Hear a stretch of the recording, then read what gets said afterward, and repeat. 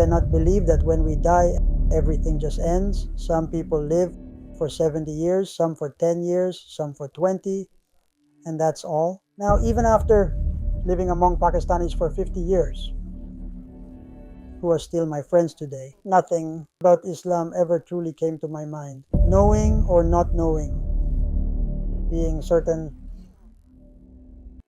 what could be greater than the realization that my death isn't really my end, that life will actually begin after it.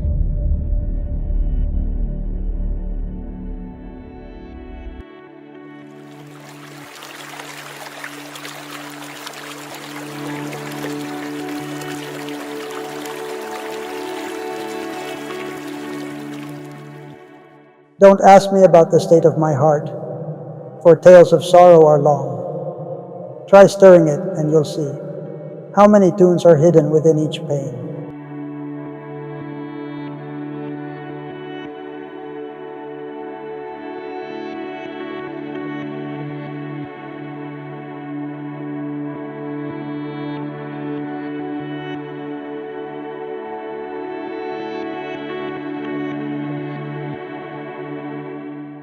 Assalamu alaikum, peace be upon you. Wa alaikum assalam, and peace be upon you too. How are you? You've grown quite thin. Yes, there is some weakness these days. Actually, just recently, about 2 weeks ago, I was diagnosed with prostate cancer. 2 weeks ago? Yes, so they've started treatment, given medications, and are addressing fatigue and memory issues as well.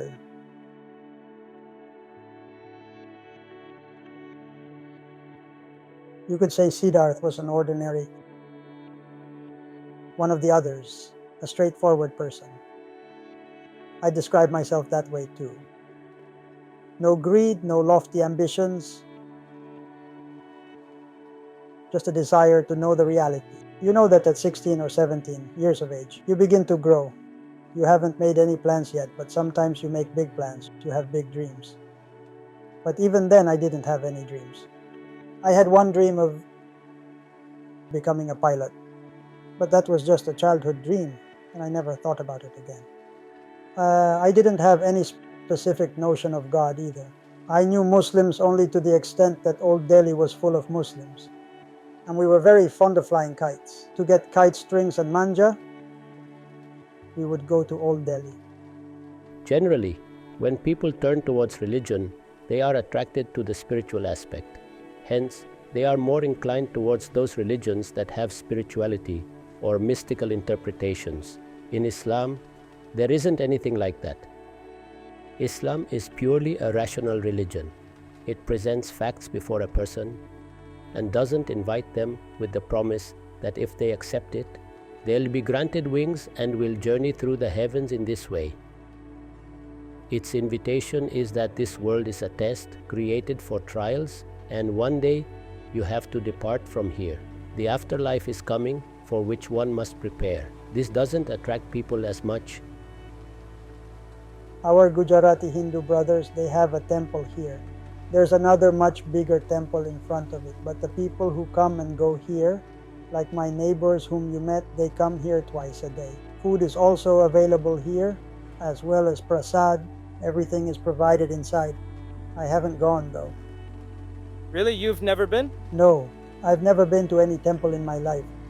I didn't go in India, and I haven't gone here either. I should tell you that I never developed any interest in it. I came here in 1970, and from 1972 until today, all my friends are Pakistani. When I started working in shops, most of the people working there were uneducated, while I was intelligent and educated. I was also better in accounting and had a sharper mind. During work, I would come up with new ideas on how to move forward and improve the work. Perhaps this is why I became somewhat beloved among Pakistanis. Everyone knew me, and everyone called me by the name Sudhir. During this struggle, there were very difficult times as well. And today, when I look back, now that I'm a Muslim, and I see everything through the perspective of Allah, I understand why those difficult times came upon me and how I managed to get through them with ease. Once there was a church here, a small church, which later became an Islamic college. It was established in collaboration with Middlesex University, which is a very large university. Across from it is another much larger church, an old one. This parish church is the oldest church on this street. So when there's a funeral or Sunday meetings, quite a crowd gathers here. Even after 50 years of living among Pakistanis, who are still my friends, nothing about Islam ever crossed my mind. I never felt that since all my friends are Muslims, I should become Muslim with them, because I never saw myself as a Hindu or a Sikh or a follower of any other religion. My family wasn't particularly religious.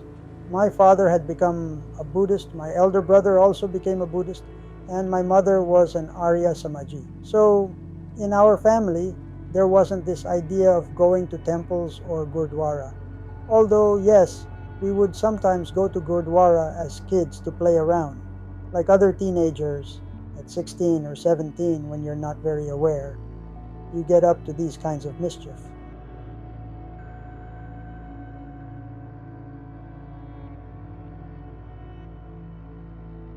People are not attracted to Islam by looking at Muslims' behavior because Muslims, as a whole, have declined in terms of knowledge and morals. Muslim scholars, intellectuals, political leaders, and ordinary Muslims, if they follow their religion's teachings regarding knowledge and ethics, embody them as good examples, and exhibit those principles in their personal, business, and social lives, then people will definitely be drawn to them. It was probably 1982. I think so, but I'm not entirely sure. I met a Polish lady who was older than me by around 15 years. I don't know what she saw in me. She was also sent by Allah, I suppose. The thing with women is that when they start cooking for you, you know you're in their grasp. Gradually, we grew close to each other, and before we knew it,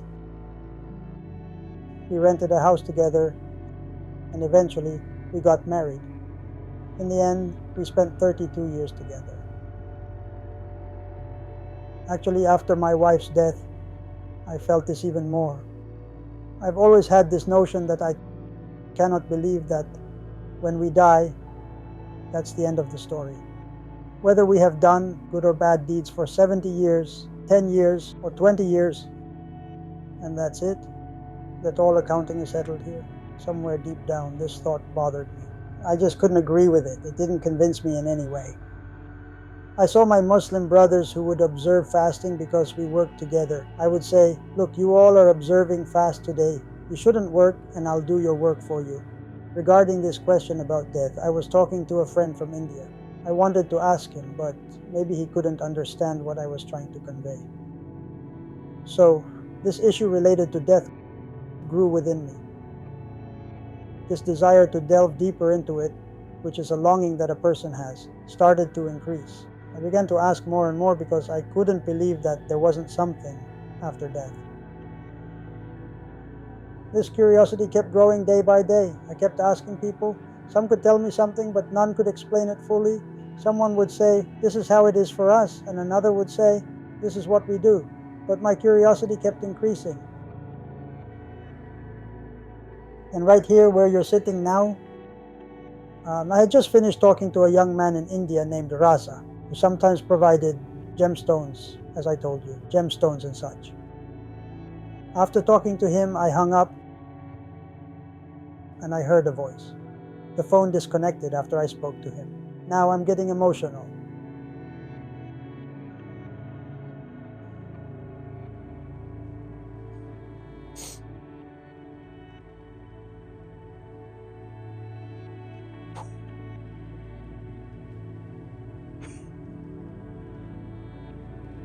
Sorry, my friend.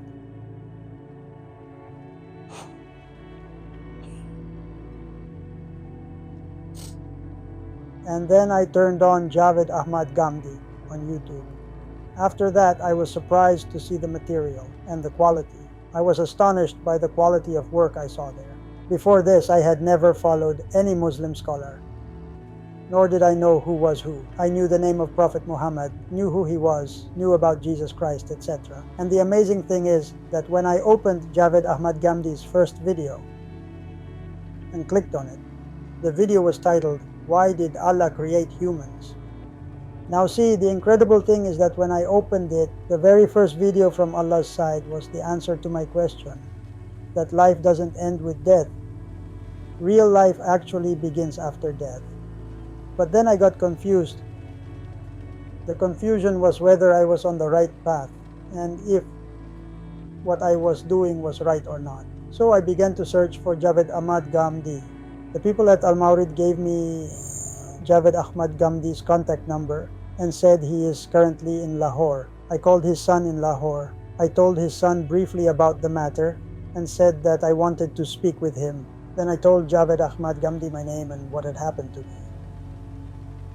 Javed Ahmed Ghamidi said, "Look, the thing is, brother, when Allah wishes to open someone's heart, He opens it. This is your personal life. He has made you a Muslim. And whether you tell this to anyone or not is up to you." With Javed Ahmed Ghamdi's words, I felt somewhat reassured. I felt reassured that I had spoken to the man whose name Allah had given me. I've also repaired computers for 10 years. Oh, you know that work too? Wow, you've done a lot. That's how all this time passed. I think you must be quite active. Very, very active. As you're saying, you used to help everyone in the whole flat sort things out. That's a different story. Then I used to help them with even bigger tasks. Now, I don't know how to pray, nor do I know how many times to pray. Because every person, our Muslim brothers, especially those from the Kashmir side, have their own way of praying. Each person has their own belief. Some people pray more sunnah, others pray extra, nafil. Some do it one way, others another. New Muslims should not feel troubled if they see disagreements among others. In any religion with millions or billions of followers, there will be differences. Allah has given humans the capacity for recognizing existential realities and endowed them with a sense of deduction and interpretation, which leads to differences. Differences will exist everywhere. Wherever you venture in knowledge, you will encounter differences. And in practical matters, the practices that have been transmitted through consensus among Muslims act on those as they are agreed upon. Make a list of differences. There may be 10 or 15. If you wish, you can research them, or otherwise, follow the opinion you feel at peace with. After that, I found out that Al-Mawrid also has an office in London. I started pursuing it, and there I met a man named Raza. I told him that I prayed to Allah at one specific time. But he told me that there isn't just one time. Rather, there are various times. Like in the morning, there are 2 units, then at noon 4, then 4 more, then 3 in the evening, and at night as well, with specific numbers of units for each prayer. I thanked him and said it was very kind of him. He told me that I had to recite Surah Al-Fatiha in Arabic and then connect it with other parts of the Quran, also in Arabic. He also mentioned that there are detailed explanations in some videos by Ghamidi. I then watched Javed Ahmed Ghamdi's multiple videos. He explained very well how to perform the prayer, which part is in Arabic, and which part is up to you in any language you prefer. You see, when I started, the problem was how to do this in Arabic, so I wrote down the Arabic on the right side, in English script. At that time, I didn't know Arabic at all. Then along with it, I put a good English translation on the left side. After reading the Arabic, when I would stand up, I would read it in English. If you read it. In the name of Allah, most glorious, most merciful. Praise be to Allah, the Master of all worlds, most gracious, most merciful, Master of the Day of Judgment.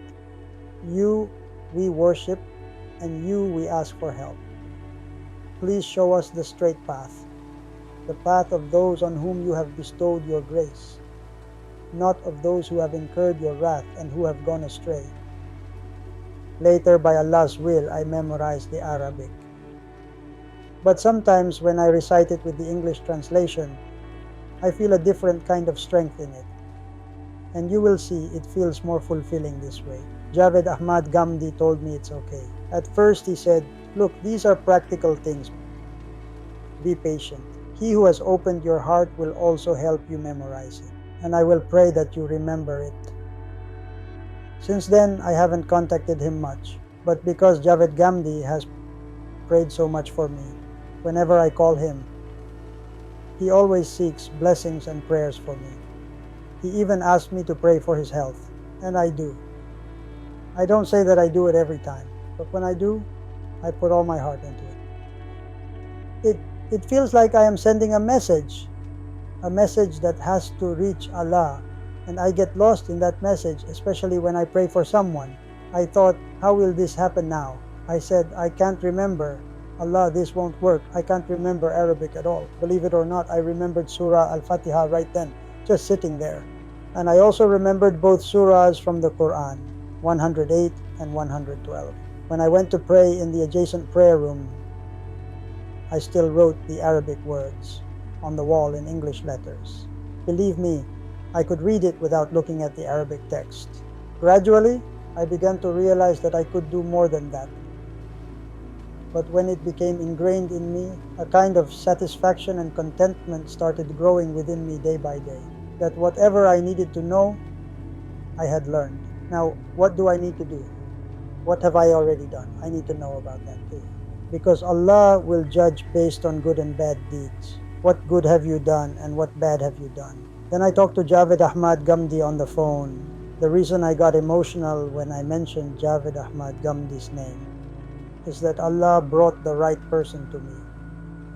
I say that Allah does everything on time, and I have proof of it. I was married to a Catholic woman for 32 years. And during that time, I didn't even hear Javed Ahmed Ghamdi's name. I didn't think about it then because she was also Catholic, wasn't she? Then it occurred to me that she wouldn't have allowed me to become a Muslim. Allah waited until she was gone to show me the way. When these small ifs and buts start connecting, when they start aligning with each other, it brings immense satisfaction. When you understand that if you're suffering through an illness, it might be due to your own mistakes. But if Allah wills, you won't suffer at all. Some people even escape from in front of a moving train. Then a longing developed within me, like a burning desire. If I can't go for Hajj because it's difficult for me right now, I must at least perform Umrah. I asked my friend Mr. Das if he would go with me for Umrah. He said, yes, let's go. I booked the tickets and we went for Umrah. When we were in Medina, we stayed in a hotel nearby, not too far from the mosque. We decided to go to pray, but as soon as I walked about 50 yards, I started feeling pain in my back and it felt heavy to breathe. I said, Mr. Das, this has become difficult. We must go for Umrah no matter what. So we traveled from Medina to Mecca and I wondered how we would manage. He suggested I sit in a wheelchair. There too I felt that whatever was happening to me was happening because he was with me. When we got into the wheelchair, the Saudi guards wouldn't let us go inside. They had a rope up and wouldn't allow us beyond it. We had to do everything from the outside. When we arrived, I was sitting in the wheelchair, feeling ashamed in my heart, thinking, look at me, someone so active who used to be always running around. Then a guard, who was a police officer, let us through and lifted the rope, telling us to go inside. People say that the police there rarely say yes. I said, don't ask me about this, just see that everything is happening as it should. When we went inside, he seated us right next to the grill. Mr. Das told me, I've been coming here for 50 years, and no one has ever let me get this close. I said, I don't take credit for this, but there must be something to it. My brother was very happy that I had become a Muslim. My elder sister in America was also pleased But one of my sisters in India showed some discontent. I wouldn't call it anger, it was just, I don't know what it was. She didn't understand the idea of changing religion. I asked her, what was your religion to begin with? First, find that out. There is only one religion. The same faith has existed from the beginning. As Guruji says, everything else is just mystical interpretations, different religions made by people. In India, people live by this. Not only in our country, but also in South America and Africa, because education hasn't reached everywhere. People's eyes haven't been opened. In India, we have 220 million Muslims. But they haven't done anything to invite others to their faith, because they too are caught up in this mentality of my group is bigger than yours and your group is bigger than mine.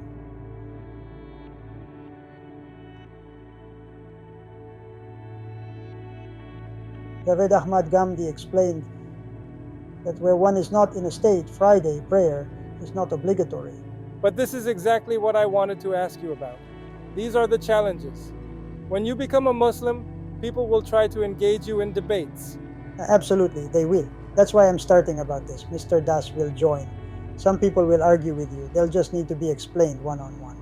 Maybe they'll argue more, especially our old friends who might say, why did you become a Muslim? Now, in the mosque where Mr. Das goes, everyone there knows that Sudhir has embraced Islam. The day I go there, people will initially say, oh wow. And later, I receive several calls with people saying, oh Sudhir, now you've become like us.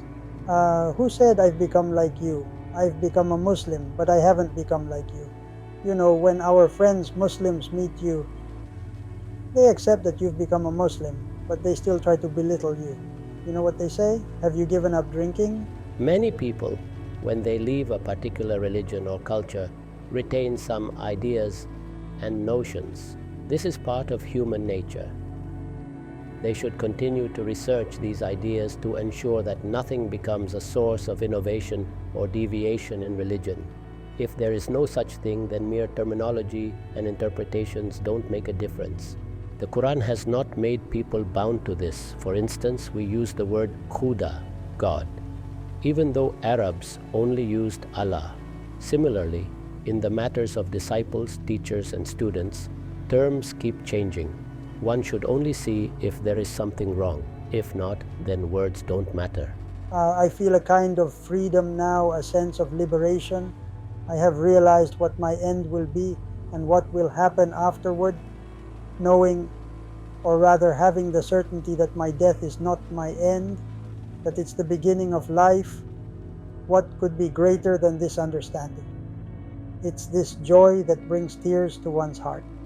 Sometimes while praying, a connection with the one above is established. That link forms, and you feel how vast the heart of Allah is, who created us, tolerates all our mistakes, our sins, our flaws, and yet He keeps giving, keeps nurturing with water. We keep eating, wasting, but He never says that He will stop, never threatens to cut off oxygen or stop water from flowing from the mountains. Has He ever said that? But He has made it clear that there is accountability. He has said, if you do this, you will go here. If you do that, you will go there. You have the freedom to choose to believe in my religion or not. When this settles in your heart, it brings a sense of freedom, of liberty. You become free. There is no fear, no anxiety about what tomorrow will bring. Our Prophet said it's like demolishing an old house, clearing the land and building a new house. So don't worry. So that being on earth, whose name Allah placed in my ears, I believe in Him. Now others may believe or not. I can't convince everyone, but such a drastic change doesn't happen overnight otherwise. It didn't come in 50 years of living among Muslims, being totally committed to them, eating, drinking, sitting, and living in their homes, calling their wives my sisters-in-law. Even then, the thought of becoming a Muslim didn't come. So how did it come out of nowhere one day? How can a new Muslim strengthen their connection with faith? By acquiring correct knowledge. When someone becomes a Muslim, the first thing they should do is obtain a clear understanding of the faith. This doesn't mean becoming a scholar, but simply reading or listening to a simple translation of the Quran.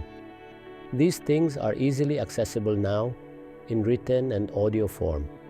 Practical teachings, which we call sunnah, should be understood and practiced as they deserve to be. In my life, I sometimes think, for example, about my neighbor, a Gujarati, a devout Hindu. He prays twice every morning and again at night if he finds time. Believe it or not, he was so happy when I told him what happened to me. He said, "The one above has seen you, brother. What happened was good. Worship him. He is the one." It gave me support. And I thought, look at this devout Hindu, a Gujarati, encouraging me. Now I am in this phase of life, as Javed Ahmed Ghamidi says. He was saying yesterday that we are of similar age, so I told him a couple of jokes, and he laughed. I have a lot of love for him and for my Allah. I don't fear Allah, I love him, and I am sure he loves us. This idea of praying out of fear, fasting out of fear, I don't agree with that. If you're fasting for Allah's sake, although due to illness I can only keep 4 or 5 fasts, I still long for those days I missed. It's the love of Allah that keeps us going. Otherwise, He didn't create us to harm us. Look at this beautiful book we have. Whatever religion you follow, you should read it. Who am I to tell you not to read it? But I urge you to read the Quran as well. I was a Hindu, and today I can openly say that Islam is Allah's religion, and my effort will be to follow it with sincerity. Try it, read it, not as a religious book but as a book. Read it slowly, page by page. If page 2 compels you to go to page 3, then page 4, page 5, maybe there's something in it that speaks to you, and Allah will know that this person is worthy of opening his heart, of filling him with his love. What could be better than that? After this life, death does not mark the end. The real life begins after death, eternal life. Don't be mistaken in thinking you'll get away with sins, or that once we die, there's no one to ask questions. The one who will question you is there, ready for you. Read the Quran. Understand why you shouldn't do wrong, because you're not supposed to escape by doing wrong. The ultimate judge, Allah, is waiting over you. Don't deceive yourself by saying, there's nothing after this life. There is. This is what our Lord has said, and my heart believes that it's true. He is the one who created you. And among you is the disbeliever, and among you is the believer. And Allah is seeing everything you do.